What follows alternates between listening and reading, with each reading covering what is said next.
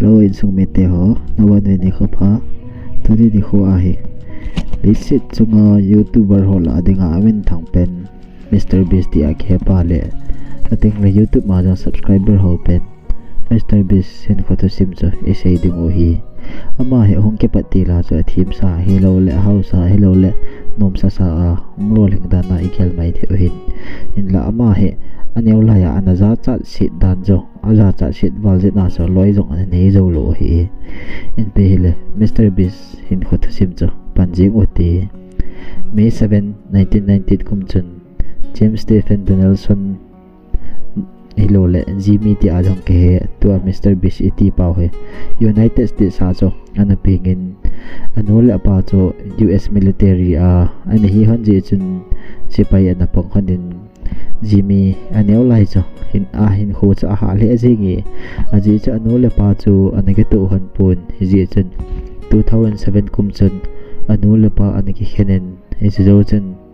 anu in acha pa cho Jimmy cho ana pa tu chen anike ba in hi Jimmy cho ong ne wa ko na chen ama he mila a thlat ho gi ti ho he acha acha le jingin hin la thil khana hong lun lu le wang cho along lut na cho mo tha lo mi kha cha hi e kom som hong hi chen ama jo baseball he athanom le jingin hin la baseball athanok banga cho ama he introvert mi ja cha si milong ne hi ja cho mi hong tam la nga ki chim ho ho ki chim nom ji pun ki chim hom ji pun hi na to chen ki tu ji pun hi ja chu baseball ki chip kum te yong le rang ho a cho alu khu cho amai po aki CLG in heti cho koi mila aja ate baka ki chim zo ji lo loi le pa yong nei lo ting la anu chong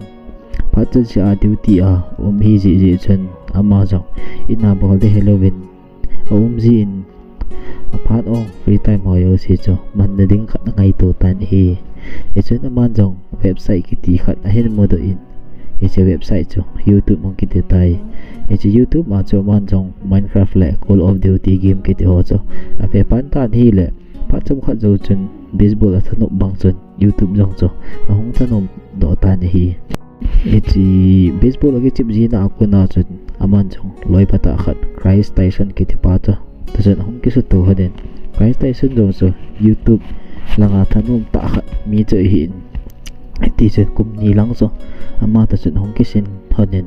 to chen gi ayong Mr. Beast YouTube video he veleo chen Chris Tyson he azau ji na la yi aneu la ya ko na loi cha pata hong he na hi Jimmy jong kum som le ni hong hi chen aman jong a favorite gamer with this gamer tech kiti pa cho amo in ama chen YouTube full time abola anato azop cho anada la hin cha ko na chen Jimmy yong chen YouTube he full time ito la e career khat ni thei supmo na thei hi hin kho sep na thei khat hi ti a het pha chen aman jong a YouTube channel cho a hin pantan hi Jimmy chen apat ma sa pena cho Xbox a cho account a kyonen account kyon na cho random username hin pe open it's a username cho Mr. Beast 6000 akitin it's a patchen aman jong Mr. Beast 6000 cho mang cha in a YouTube channel men cho ana sa in la kum pa web zo chun Mr. Beast 6000 kiti na la 6000 cho ana remove in Mr. Beast ke si cho ana ke sa tai hiti chun aman jong apat na denga cho gaming video ho cho a hin sim patin he che gaming video ho a cho amai wang cho aki mo sa ji po ni hi he che zo chun aman jong improve a hin ball in he che video ke che pe na cho opinion holim na ho ti dham in la game video screen na cho game ki chip na ho iti so new ne wa chun improve a hin ball ji in aman hin ko chung chang halang topic chung chang ho a hi iti gelam ti ho cho game ki chip pu ma cho sei ho cho a ball ji in hi iti chen aman jong a video ho cho olola new ne wa cho a hong grow in aman jong YouTube mi iti ki ball le income hoi che dem ting le iti ki ball le views tam dem ti ho chong chun new ne wa cho a hin ki khul in hi e chong chun aman jong phat chom khat zu chun ki shel thailo hi phat chun camera maya cho hong ding do in amai ho ki mo sa in video ho cho a hin sem pan ta ni hi kum som la nga ge hi chen ama chong baseball ki chairman YouTube video je ti chen ahin sim jin hin la ni khat chen email se hong ki khel tai aji cho ama he awit ang ki valtan ipidinga hamti le abdominal pain kiti cross digits cho anada mo khai ne hi echi nat na kiti hi hin ta sa no ma nop sa teng la ta sa nat gunat hi lu le thajung nat ti ho he age kop ji he cha cho he chi apol nge baseball cho ke chip sot nge le bi kha ta sa to kha the hi ji na cho aban jong baseball ke chip cho na ta hi le adang ma thadop na cho YouTube skill se cho hung hi phat chen aban cho YouTube cho pate sa focus zo thing cho angai to ta ni hilla hi chaw su nga cho anu chen acha pa he YouTube ho abo lam jong cho he pon Mr. Bisin aroma video ho asip ji ho cha ma chen aloi ho to computer a ke ho ji ho po cho hi sa jin Mr. Bisin a window fana camera a video ho na film ji ho cho quality chilaya cha anem dan cho 480p bo ji in to live 4K ge ho jong nei ta wen hi chutek le thil film ho cho anau pa laptop lu ya chun itin ho na bol ji in hen la among jong equipment thillo hoita ki nei le video ho jong cho sa ngai hoi che ki sim thei thi cho ata sanen hi de chen chum cheng khat tin se pa hin bolin akom ki chen aman jong equipment hoi dom laptop microphone lights ki te ho cho ahin ki cho in ama jong in ko te ko ma ki phinin a hi le second hand iPhone khat cho ahin cho pi ta fin a hi ti chen ama jong equipment hoi phat chen real life video ho cho ahin tho pantan he cha cho Chris Song chen halai pa Chris Song chen skit so po perform ball chi in mi vet nom na the cho video cho asim pan han ta ni hi ti chen kum achi chi ni le Mr. Bisong YouTube ana bol na cho kum sagi cho ana ling ta ni hi kum sagi len ba nga cho ana lo ling nai lo hi kum sagi len ba nga subscriber hong lom cha hi wang aman ipidinga YouTube cha bol chi ham ti cho hi le ama YouTube cho athanup je hi aje cha ma ni khating le YouTuber alien pen biggest YouTuber hong hi ding a hi lo le athi chan ye chan gi biggest YouTuber hi na dinga pan la ding hi ti a ana gi yel na khat cho a hi hin la kum som le segi hong hi chan Mr. Bisin jong anu ko ma chong college hai ka ga no min YouTube he full time ka bon nom tai tin atin hi le chen anu cho lung hang le je kin acha pa cha pho in college an chi dam ei lo le in na dal ha dam ka ina no nom le college na chi ding ka ina nom lom lo le college na chi lo de tin a sei tan hi le Mr. Bison san dang nei talowin ama jang cho college so kai te ding cho angai tan hi ama jong long thim nei ta chen ki chi min anu bet dinga cho college a chi ding dan chan om sin hen la ama he man jong cho ma loi pa chen a chi ji YouTube video ho cho a sim ji ho ni hi 2015 kom chen Mr. Bisin jong video unique ta viral the mi Vietnam ho cho aman jong a hin sim pan ta hi he chi cho hi le plastic chem cha a table khat atan vot cha he chi video cha na viral masaloi admin pho masaloi cha hi aje chu plastic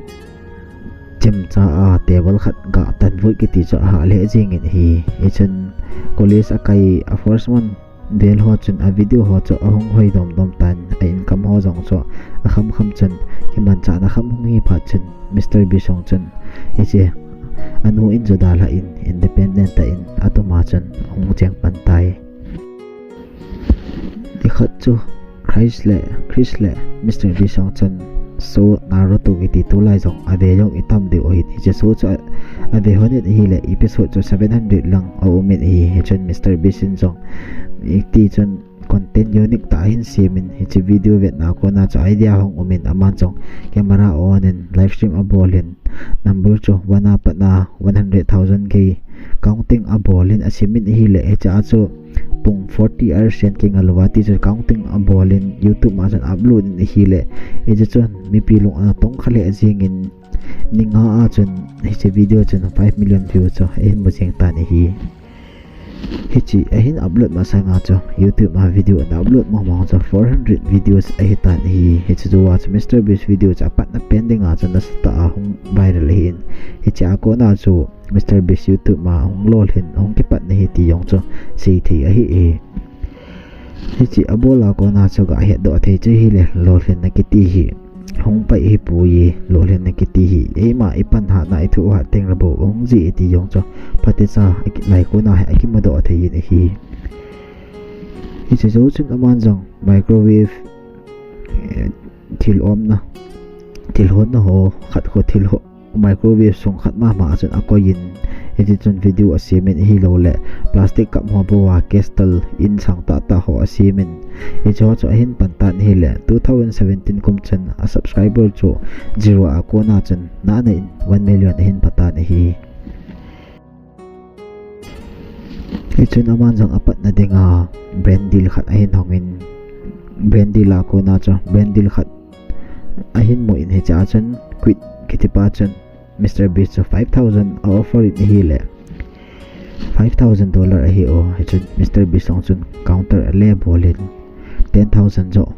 $10,000 jo nipi di hi $10,000 video dollar nipi la chun na video kasip di viral te di tin na sayin hi hichun brand te jong chun ananom avin hichun Mr. Beast jong min abol kha lo be thil gedang ta kha chahin bolin man video se ma cho in nei lo nei lo ho zo se cho ti chen a keu pi in $10,000 so a pi in hi le i chen aga pi na hi lo le mi ho a ke pa dan ho cho aloi pa khai chen video a ka men YouTube ma chen a bol hanin hi le YouTube ma chen a viral le jingin he cha ko na chen Mr. Beast ani na a ang lol hin lit na ke pat na cho a hi in hi hiti chun aman jang YouTube ako na samu ako na cho donation ale bol ji in ji video ho in bol na ako na cho video khat na cho streamer game streaming bol ji subscriber ma channel lo ho khat ong cho $10,000 api in so ting la pizza delivery boy khat ong cho $10,000 api in anu jong cho $1 lakh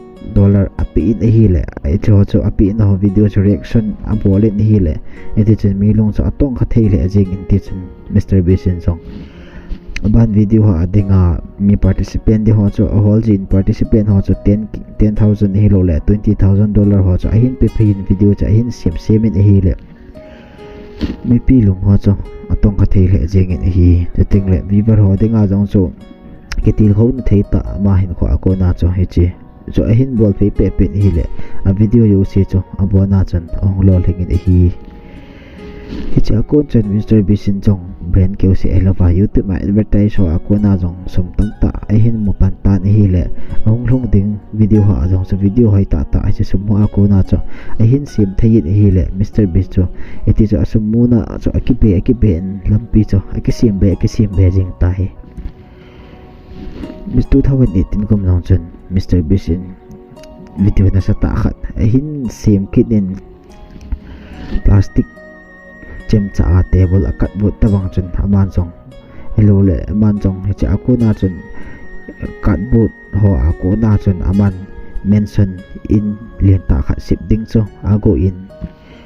hello le kho song ha teng ho po atol na video hello le tuino ya 24 hours yan uma hin khu aman ho hiti tabang video ho cho asimin chu ting le tas azat hello le aman tas abola participant ho cho price man tam ta ho api hello le Lamborghini chunga mi khut akoi sa khut a China pe na lado pen cho Lamborghini cha kila ade ti tabanga video ho hello le private jet ho po a hat pen ho cho api in iti chun video hin sim in hi le iti chun hong viral in mi pilong cho tong kha thei le jing in chating le Mr. Beast aloi ho anakithu pi jing ho cho Chandler Carl Nolan ama ho cha hi win hi ama ho ta jet na jong he viewer si ja nam khat cho ana khang back in hi 2018 kom chun aman jong 3 million subscriber hin nei tan hi subscriber tam ba nga cho views hai na dinga cho thumbnails tu pi ta he ngai chin hin la ama thumbnail so cho na hoi thei be ji point mi pi lung thim an tong kha thei be se ji pun ji a cha man chong eti chan thumbnails iti ki improve de ham ti video cho ahin semen hi le de ga wel chan thumbnail in khat akisa na ho a cho aman edit ga bola ama lim neu cha ko ya in kisa cho sang ta ga sip le ti chu ga vel le in len ta khat sa wo hin ti ti a mi lung thim tower sip no a chu mi lung thim cho atong kha thei le jenge e cha ko ta chan thumbnail a ko na chan viewer so tam ta hi nei in min click a video ho cho click in bol ji tan hi click tampi wanga cho video cho min a chai ne ki a vet kit lo le eti a cha video cho viral zo kit lo de hi ja cho Mr Beast song chen min a video cha chai ne ki a vet longa video lai la cho a boring ji lo na dinga chan aman chong technique khat amang kin ni cha technique cho aman chong te cho YouTube video ho cho pate cha check in hi le mi in 30% lo le video 50% ho avet do zo ting le chan ave ho viewers tam ta chan a video cha na da la ji tan he ja cho aman thumbnail la ke tip banga cha video 3 minute chan ge ho ko thumbnail la akoi ho cho video ho cho akim mo sa jin he chi 3 minute zo ting la chan mi alung la example la mi ga alung la thei mi sang khat khu za thei lo ho ki thu pi na he cho hong ki chai chai theng le mi a boring lo na tinga aban video kin ho a chu mi khoja thei lo ho hearing in api ti ta bang ho ti chu mi phajan sha video cha chai ne giya alung thaya avet nom jing thei na dinga chu aman chi video chu asim phe jing jin a hi iti ako na cha man chi thumbnail le video audience on avet nom keu se alwa mi ki thu pi na ho jong se mi lung sung atong kha thein ti chen ama dinga ama ban ko alam pi ki sim hong ki sim be in phalba sa chu YouTuber alien pen subscriber ho pen je PewDiePie hin aban T series a hi in tu hi Mr Beast ani ne a hin khelin Mr Beast lesit chunga dinga YouTuber alien pen khat cho a hi tai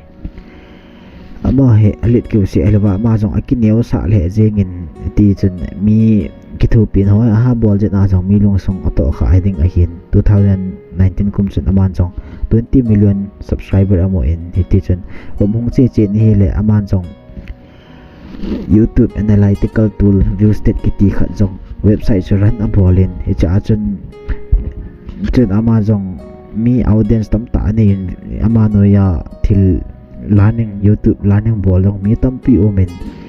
2024 kum chun 300 million subscriber cha hin mo in lesit chunga dinga subscriber tam ho pen so ahin a hi 2024 kum chun Mr Beast employee khat Mr Dawson friends chun video ni hin simin hi chi video a cho Mr Beast in video sip no ho a hi ata hi pu ye AI a ko na computer a ko na cartoon ho a sip thu bo we ata hi pu ye chating le aman sum amo ho donation lo le charity mi ho sum api do ji ho jong he fik hi bo we cho aman mi mo dinga abol jiwa nga ta api ta ji pui ti asin ni che video cha si min hi le che video te ni chan views 10 million lang a hin no ta hi le masanga Mr Beast fans ho chen Mr Beast na munom ta pu wit ama he zo bol mi ki thu pi am wanga mi ki thu pi pui ti a Mr Beast cho a haters ong ke so gam ta win a video ha chen dislike hong tam ji tan brand tam ta jong chen Mr Beast to line ke la na ho jong se cancel a bola win Twitter jinga jong so boycott Mr Beast tin trending a chen a umin hi ti chen Mr Beast na sa tai nong kile la in hitia om so le a phat lo de ge phat chen Mr Beast song chen ni ti chen aman jong a ki gel pa in dosan ki ti pasal khat chen pate cha Mr Beast videos sip mo hi ata hi ti aman enjo khat amasa khat video fake hin si Mr Beast in ki thu pi hoi azo hi bo we ti a sei pa cha fake hi bo we ti a dosan chen clip in bolin pate cha hin hil chen ta hi le cha ko chen Mr Beast audience ho haters ho cha hong kile kit of Mr Beast adinga cha aphat na khat cha hong men Mr Beast returning ahong omen which is also Mr Beast in song 2 hours yen podcast abolin he cha chu mi pin a he thim thein na ho cha man phate cha experience abolin hi le mi pi jo se cha hen lung la le kit in mi pi ta san na cha Mr Beast ong chang kin in he cha ko na cha Mr Beast ong a care hong hoi che che in Mr Beast net worth he tu a 1 billion lang a hi tan ting la man jong Amazon Prime te ta su bol dinga jong $100 million anamo in hi tunisan kya ama he YouTuber lengpa hilo le YouTube ma dinga alin pen amen thang pen a hi in echan cho hin Mr Beast to chep aban teng le ipithu sei du ham ti jong comment a hin sei vin lang chateng le video he ngai nom lo like le subscribe le comment jong hin bol ji wen tin ka hin ti movie chan video ke chain aban video teng ke matu kit tau te